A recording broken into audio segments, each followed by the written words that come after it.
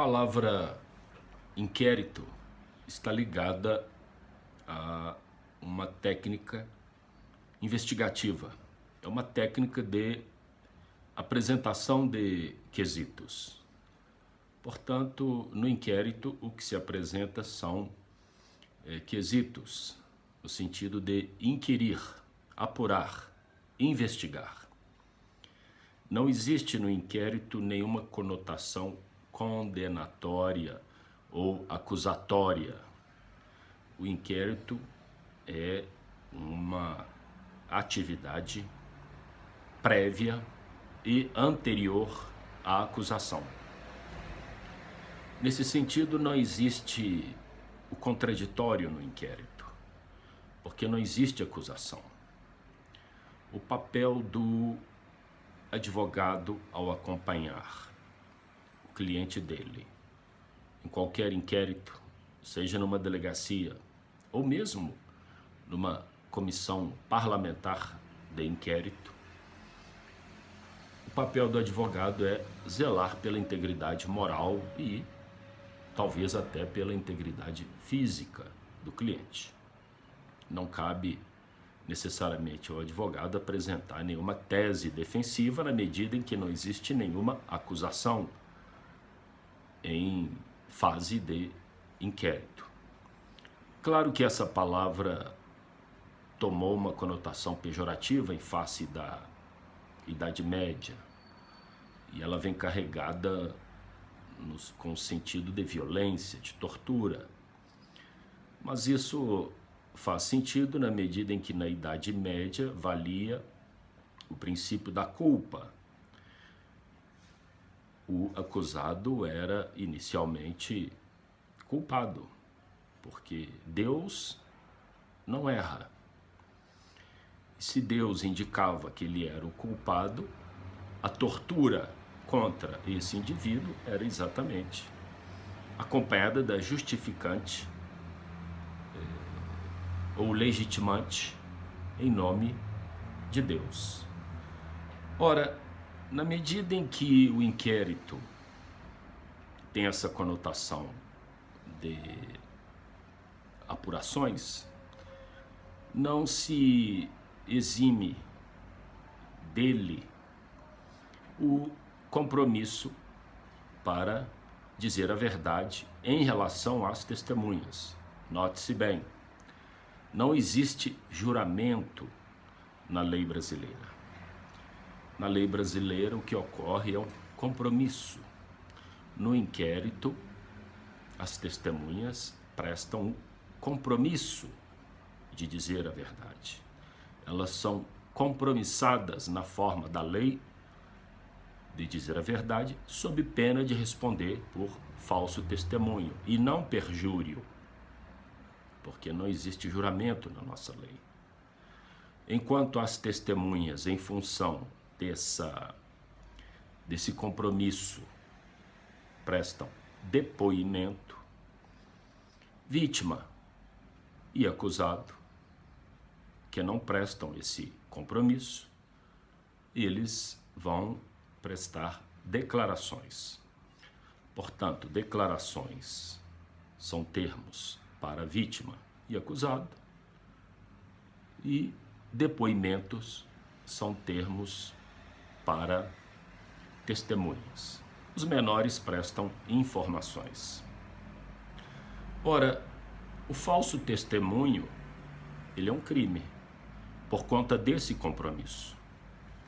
O falso testemunho na nossa lei equivale ao perjúrio em outras legislações. O falso testemunho é um crime formal, ele não tem uma materialidade, ele quebra a formalidade que a lei exige naquele momento. E, além disto, ele tem uma característica de ser um crime de mão própria. O crime de mão própria é o oposto do crime de longa-manos. O crime de longa-manos é aquele que admite uma coautoria intelectual e uma coautoria executória. Ou seja, tem um autor intelectual, tem um autor executor. No crime de mão própria, essa possibilidade não existe. É o caso do falso testemunho. No caso do falso testemunho, quem orienta alguém a mentir, a falsear o depoimento, não chega ao nível da coautoria. Ele apenas chega ao nível de partícipe, nos termos do artigo 29, parágrafo 1º do Código Penal. Então, o partícipe é possível nos crimes de mão própria, mas coautoria não. Exatamente porque o partícipe não vai prestar o compromisso. Quem vai prestar o compromisso e quebrá-lo é exatamente a testemunha. Daí ele ser um crime de mão própria.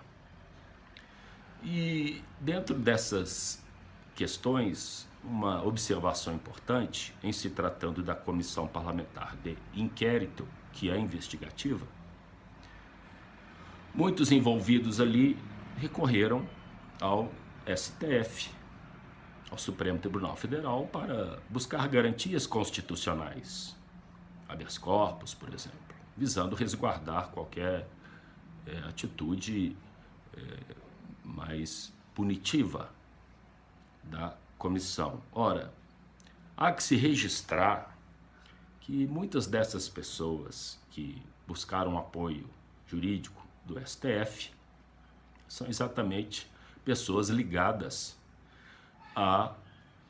ao movimento de fechamento do STF. É importante frisar isso. Então, as pessoas que buscam o fechamento do STF, elas na realidade querem fechar o STF para os outros e não para elas. O próprio presidente da República, quando fala do tema, há que se lembrar que ele é defensor da tortura. Ele é um fã de carteirinha de Brilhante Ustra, um torturador da época da ditadura.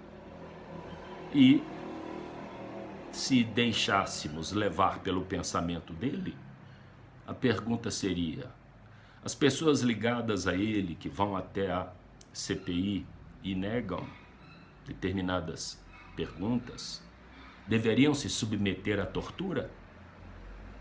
É claro que ele vai falar não, porque ele é seletivo.